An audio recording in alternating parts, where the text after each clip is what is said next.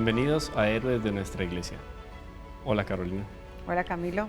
Continuamos entonces con el tema. Así es. Es un tema muy profundo, de una actualidad también muy importante, y por eso el día de hoy vamos a ir mostrando algunos casos más específicos, algunos casos más ilustrativos que toma en consideración el informe sobre la libertad religiosa.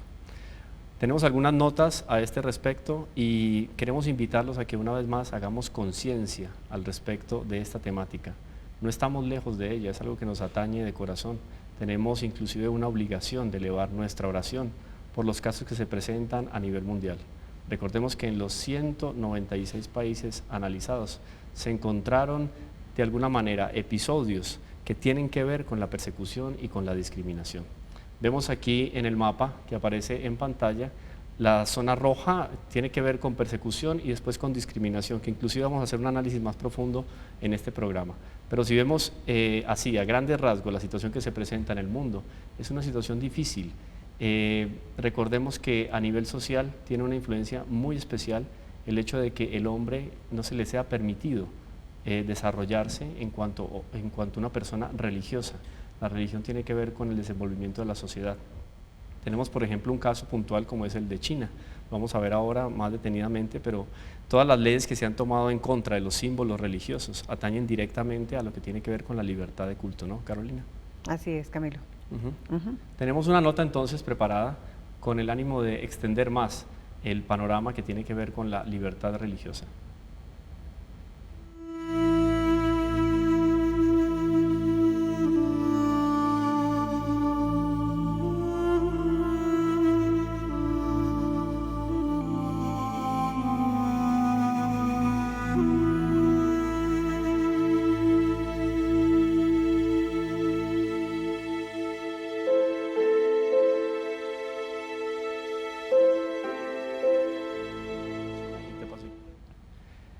Hablábamos de China. A este respecto hay un caso ilustrativo muy interesante que es tomado en consideración en el informe y dice lo siguiente: en mayo del 2015, las nuevas normas introducidas en la provincia de Zhejiang han llevado a la retirada de símbolos religiosos en China. Las autoridades emitieron un anteproyecto del reglamento de edificación que establece normas sobre el color, el tamaño y la situación de las cruces en los lugares de culto y en los edificios propiedades de la iglesia. Recordemos que este informe no solamente hace una alusión al cristianismo, porque también debemos de tenerlo muy en cuenta. Cuando hablamos inclusive de héroes de nuestra iglesia presentes en esas regiones, también estamos hablando de personas que extienden la mano de la caridad a otros cultos, ¿no, Carolina? Porque se presentan estas dificultades y la iglesia siempre está ahí presente para ayudar al otro. Tenemos otros casos diferentes, inclusive tú, Carolina, fuiste testigo en uno de tus viajes también al respecto de lo que se vive con respecto a la persecución religiosa. Así es. Fue un caso bien simpático porque cuando estuve en Irak, entrando en Erbil, que es la zona del Kurdistán iraquí, recuerdo que íbamos con las personas de la fundación en un bus, éramos 13 personas, y recuerdo haber mencionado, llegando ya en el centro de Erbil, a una de ellas le mencioné, le dije: miren esa cantidad de como de resguardos, había como unas especies como de columnas con resguardos y con guardas armados profundamente y con alambres de púas y seguridad muy fuerte.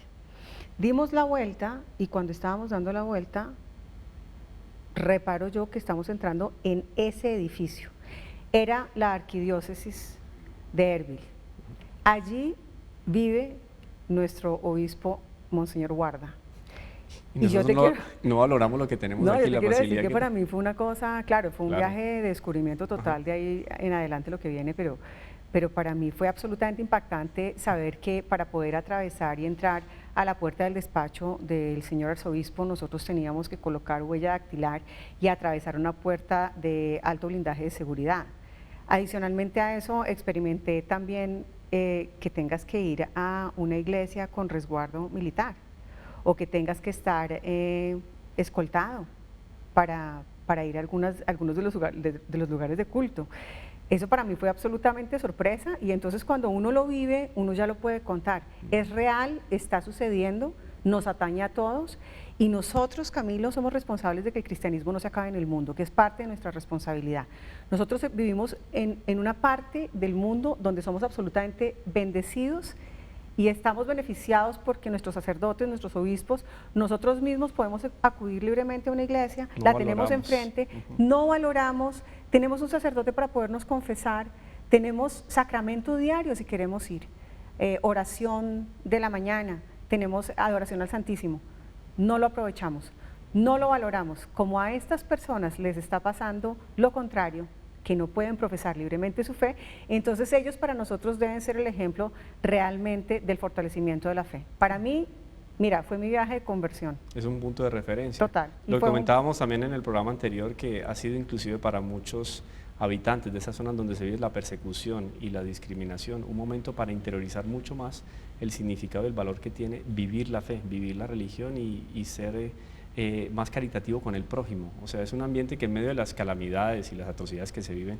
martirios, porque inclusive muchos, no solo religiosos, sino también laicos que han sido asesinados en esas zonas, ya se estaba llevando adelante un proceso de estudio de sus vidas para elevarlo a los altares. O sea, son personas que están dando la vida por la iglesia, ¿no? Y allí, por ejemplo, en Alcosh, a escasos 4 kilómetros, en donde en ese momento, todavía en junio, estaba presente el Daesh, el ISIS, me encontré con una gran sorpresa, y es que en este lugar tan cercano de esta zona de guerra fronteriza con los territorios del ISIS, encontré 3 sacerdotes norteamericanos que estaban entregando sus vidas en estas zonas para garantizar acompañar a las huérfanas y niños y grandes, digamos, viudas también, en este proceso de desalojo, ¿no? En este proceso tan duro. Pero te encuentras con los héroes de la iglesia en todas partes. Estos héroes misioneros de la iglesia del Medio Oriente tienen sin duda que ser ejemplo para nosotros, inclusive para nosotros, para nuestros propios sacerdotes, ¿no? Nosotros les contamos las historias y ellos quedan impactados. Por eso también esto que sea una oportunidad para agradecer a todos y cada uno de los que se han unido a nuestra fundación. Así es. Con oración también, informándose y haciendo que esta información llegue a muchas otras personas, comunicando, dando me gusta a en nuestras redes sociales, etcétera, pero también aquellos que han colaborado de alguna manera para que se le pueda llevar alimento, abrigo, educación, porque tenemos campos de refugiados donde verdaderamente las personas han quedado con lo que tienen puesto. O sea, salí yo de mi casa al trabajo y no pude regresar.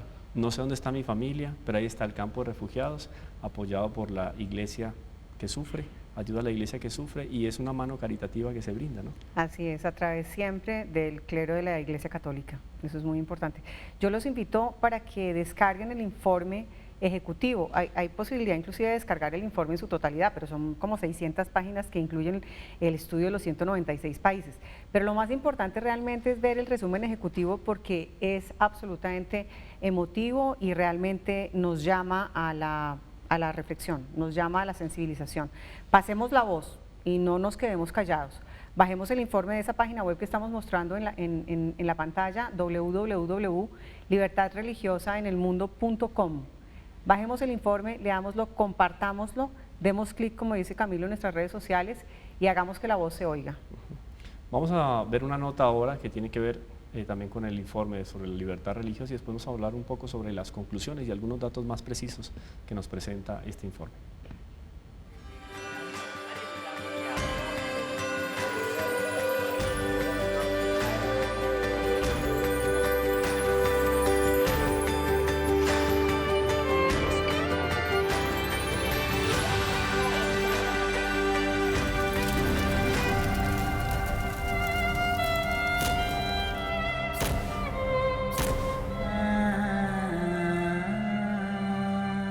No cierres los ojos a la persecución religiosa. Ahora bien, no solo es en los lugares de culto, también en lugares de educación, porque ya decíamos en un programa anterior que la religión tiene que ver con todo aquello que atañe al desenvolvimiento de la cultura. Ahora hay un caso muy ilustrativo en Kenia que también aparece obviamente en el informe sobre libertad religiosa y que nos cuenta el asesinato de 148 personas. Uno podría ir viendo que cada uno es más dramático que el otro, tiene una profundidad, digamos, más relacionada con el caos, que pronto lo lejano que el hombre se está posicionando de Dios y cómo esto lo lleva a cometer las mayores atrocidades. Según informaciones, esto es un caso de abril del 2015, según las informaciones 148 personas fueron asesinadas en el asalto perpetrado por combatientes de Al-Shabaab en la Universidad de Garissa, situada al nordeste de Kenia. Aquí hay un dato interesante, que es 148 personas, pero según las informaciones, porque es que a veces no nos llega totalmente el número exacto de las víctimas. Y esto es muy importante tenerlo en cuenta con respecto a este informe de libertad religiosa, que son expertos los que han trabajado asiduamente y muy profundamente en esta redacción para que tengamos datos concretos. Pero cuando hablamos de 148 personas, o sea, es una barbaridad, es un número, es una verdadera atrocidad. Sí. Por eso es que se clama a las Naciones Unidas para que sea declarado como un verdadero genocidio. Así es. 4 de los terroristas islamistas acabaron siendo rodeados en un dormitorio, murieron al estallar sus chalecos explosivos por los disparos de las fuerzas de seguridad. Un 5.º terrorista fue arrestado posteriormente. Terrorismo, bien lo dice el Evangelio, ¿no? La muerte llega como un ladrón, y los terroristas sí que saben ser ladrones porque no hay una manera propiamente de ubicarlos. Muchas veces los esquemas de seguridad se quedan cortos al respecto de colocar obstáculos para que ellos puedan desenvolver todos sus planes malignos. Entonces es una situación aterradora de verdad y que se va difundiendo por el mundo entero, ¿no? Otros casos más podríamos citar. Sí, y fíjate que, como lo hablamos en el programa pasado, todo empieza desde la intolerancia religiosa. Entonces, la intolerancia lleva a la discriminación lleva a la persecución. Nosotros tenemos que preguntarnos internamente qué tan tolerantes somos con respecto a las otras profesiones de fe. Nosotros como católicos pensaríamos que idealmente deberíamos invitar a todos a conversión católica, pero hay un punto de inflexión en donde yo debo respetar y valorar la diferencia. Por eso es tan importante la tolerancia en la diferencia, la tolerancia en la diversidad, para evitar que lleguemos a estos niveles de, digamos, de impacto negativo sobre la libertad religiosa de las poblaciones y de los ciudadanos, ¿no? Quedamos de presentar también en programas anteriores, quedamos con la deuda de presentar una diferenciación entre lo que es discriminación y persecución, porque veíamos en un color más bien naranja, en otro rojo, lo que tiene que ver con uno y otro aspecto. El día de hoy entonces les vamos a aclarar especialmente sobre estos puntos para que tengamos una visión global sobre lo que es la situación de persecución religiosa. Así es. Podemos ver entonces al respecto de la discriminación. La discriminación supone fundamentalmente la institucionalización de la intolerancia ejercida normalmente por el Estado o sus representantes en distintos niveles. Y tenemos ejemplos, por ejemplo, en 15 países donde se vive propiamente una imposibilidad de acceso a lo que tiene que ver con el trabajo, los cargos selectivos, la financiación, medios de comunicación, educación, formación religiosa y celebración de cultos. Eso es lo que tiene que ver con la discriminación, ¿no, Carolina? Pero también está la persecución. Así es. Y en la persecución ya estamos hablando del impacto que tienen los grupos extremistas, terroristas. Y allí tenemos 23 países con ejemplos puntuales en donde se hace esta persecución. Es una categoría peor, ya que las violaciones a la libertad religiosa son mucho más graves y tienen consecuencias atroces. O sea, ¿no? Fue necesario buscar otros términos para aplicar debido a la gravedad del avance de la Y ese punto que comentas ahí es importante porque ha habido desde el último análisis en el 2000 hasta el 2014, desde ese momento y hasta el 2016, ha surgido algo llamado como el hiperextremismo islamista. Entonces, y eso lo vemos en las noticias, nosotros entendemos claramente qué sucedió en el 2015 en Francia y qué sucedió también en el 2015 en Inglaterra.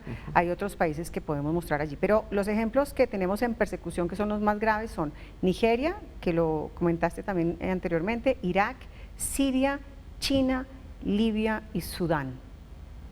O sea, cada vez va aumentando y de pronto nos vamos acostumbrando a ese tipo de persecución, digamos, y lo vamos dejando un poco así, como en el silencio.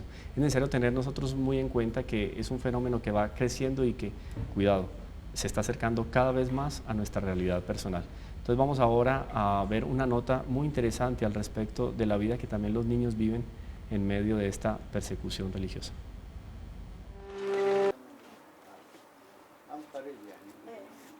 يلا باي بس باي يلا حبيبي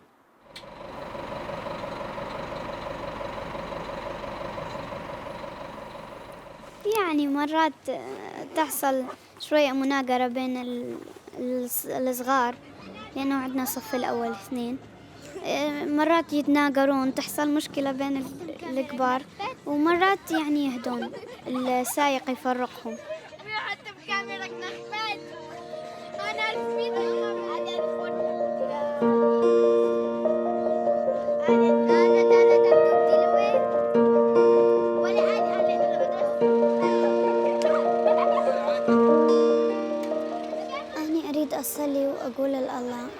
نشكرك لأنه سترتنا وحفظتنا، ونطلب منك أنه ترجعنا على بيوتنا، ترجعنا على أرضنا اللي نحبها. أني أصلي يعني لما أصلي بالليل أو بالنهار أقول لله يا رب أني أصلي للناس اللي ما طلبوا مني أصلي لهم، للمرضى، للي دي يبحثون عن الحق، للأشرار على مود، وخاصة الداعش، على مود يعني يصير أكو محبة بقلوبهم.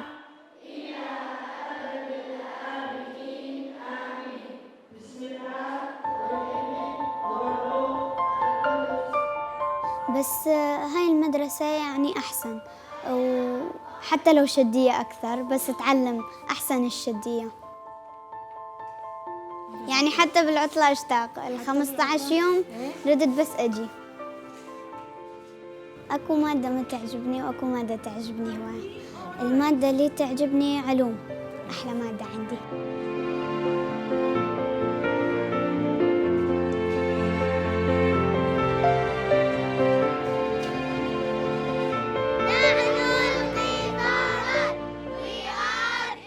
ما أعرف، يمكن مرتلة، يمكن ملحنة، يمكن ماسير، يمكن دكتورة.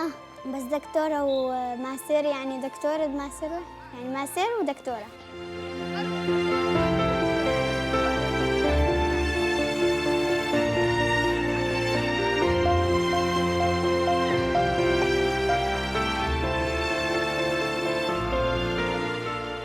أنا اسمي مريم وليد بهنام من الصف الخامس في مدرسة البشارة الابتدائية المختلطة للراهبات الدومينيكيات في عنكاوة، وأنا أطلب منكم أنه تصلوا لي.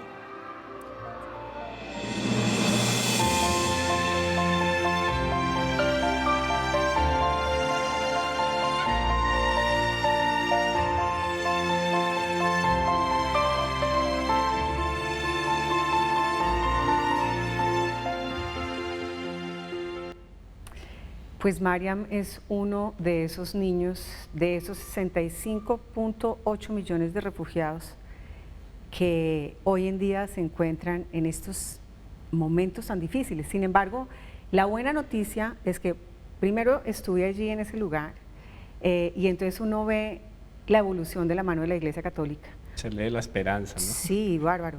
Y esa es la buena noticia. La buena noticia es que nuestra Iglesia Católica, absolutamente comprometida con esta migración, con este éxodo, con esta diáspora, ayuda a todas esas personas. Una de las cosas que más me llamó la atención en la conversación que tuve con Monseñor Guarda en Irak fue, él me decía, los refugiados son personas que están en evolución constante, Carolina. Nosotros no podemos tratar a los refugiados como que se quedan estáticos. Consecuentemente, nuestro interés como Iglesia Católica es que ellos encuentren nuevamente una reintegración en el tejido social de cualquiera que sea la sociedad a la que ellos se integren, porque los iraquíes poco quieren irse de Irak, los sirios sí quieren mucho, rápidamente huir de Siria, porque Siria está siendo, lo vemos en las noticias todos los días, está siendo totalmente destruida. Entonces, la buena noticia, Camilo, de esto es que cada centavo, cada peso que el benefactor generosamente nos entregue, eso va directamente a estas obras. Monseñor Guarda, que es un claro héroe de nuestra iglesia, es un obispo que ha liderado la construcción de escuelas, universidades católicas, ha dotado de tecnología de alto nivel estas universidades para refugiados. Y ellos dicen, no nos llamen más refugiados, ¿no? Somos personas integradas a nuevas sociedades. Claro, no quieren ser estigmatizados, pero de alguna manera están sabiendo recibir de buen corazón lo que les estamos enviando con todo cariño y que sabemos que está construyendo, reconstruyendo una civilización, porque ese es el peligro, ¿no? Y la fundación lo que pretende realmente en el fondo es que ellos nunca dejen sus hogares, sus lugares de origen. Entonces hacemos todo lo posible porque Siria tenga nuevamente cristianos, Irak nuevamente tenga población de la mitad de Irak hacia abajo completamente dotada de cristianos. Necesitamos que en el Medio Oriente no se muera el cristianismo y eso es parte de nuestra responsabilidad dentro de la Fundación. Yo creo que es bueno que tengamos unos datos muy concretos al respecto del informe sobre la libertad religiosa, ya para ir cerrando nuestro programa del día de hoy. Recordemos que son 196 países los que son analizados en este informe. Tenemos un 60% de los países que sufren vulneración de la libertad religiosa, ya hemos hablado, que se cataloga como persecución o como discriminación. Tenemos 38 países que evidencian violaciones graves a la libertad religiosa.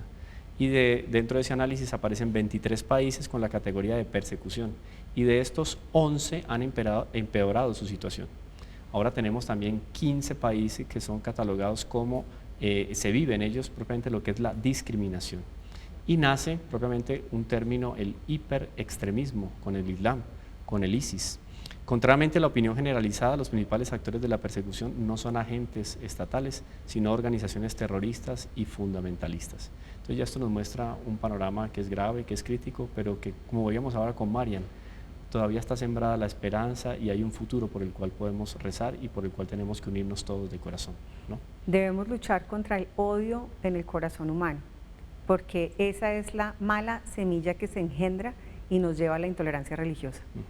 Recuerden entonces acompañarnos por nuestras redes sociales, Instagram, Facebook, nos pueden contactar también en el correo info@acncolombia.org y nuestra página web www.acn. Ayuda a la Iglesia que Sufre en Facebook también. Mantengámonos unidos en oración, informados. Siempre acompañemos la situación de nuestros hermanos perseguidos en cualquier rincón del mundo y unámonos de corazón por una misma causa, ¿no? Así es. Muchas gracias entonces por su compañía. Nos volvemos a ver en un próximo programa con más héroes de nuestra Iglesia. Gracias, Camilo.